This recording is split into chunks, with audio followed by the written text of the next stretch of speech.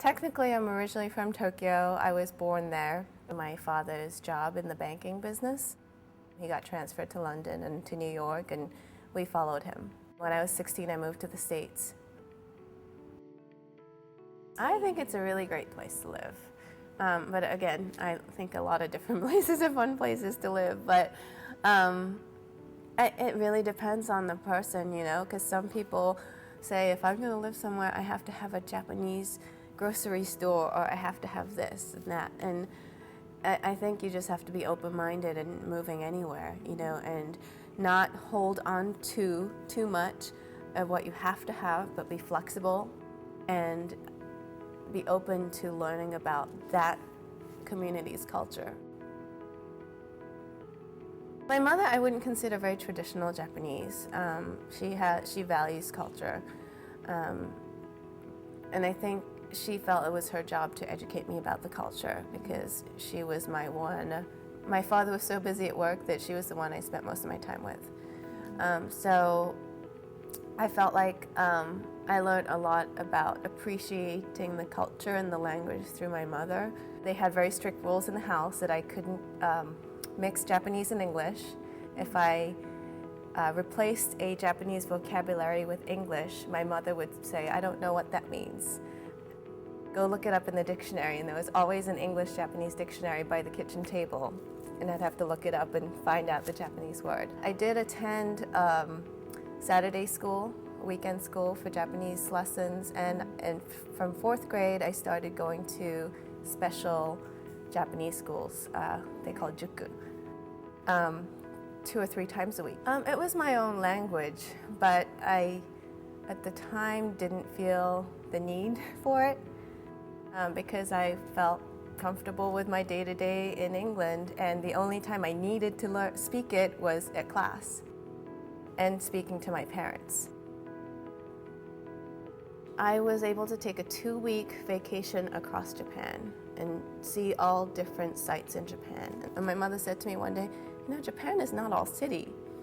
This is just Tokyo." And some people who have relatives living outside of Tokyo have the experience, but all my relatives lived in Tokyo, so I'd never been outside of the city. So one summer, and I think I was about 20, I was in college, summer break at the time, and that was, I think, a really special educational experience. Not necessarily home, but I appreciated the country and the culture a lot more, and that it was a diverse country. Even though everyone was of the same race, there was diversity within the country. Even though I feel like I don't have enough of it, I still value what I have. And I think that as I've matured, that has become more and more important. And now that I have children, it's become important for me to relearn some of the culture and be able to teach it to my children, in case they want to learn about it someday and they come to me and ask a question. I don't want to say I don't know.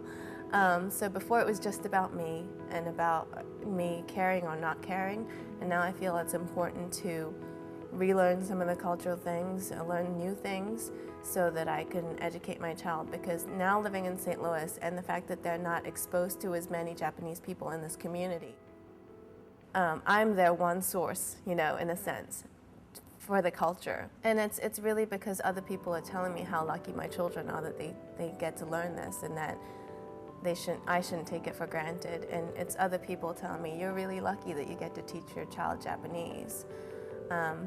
So I'm learning from other people that my culture is important and I should value it, and I think that that's an important lesson I've learned, that it's not just, I shouldn't take it for granted, and that I should hold on to it and pass it down.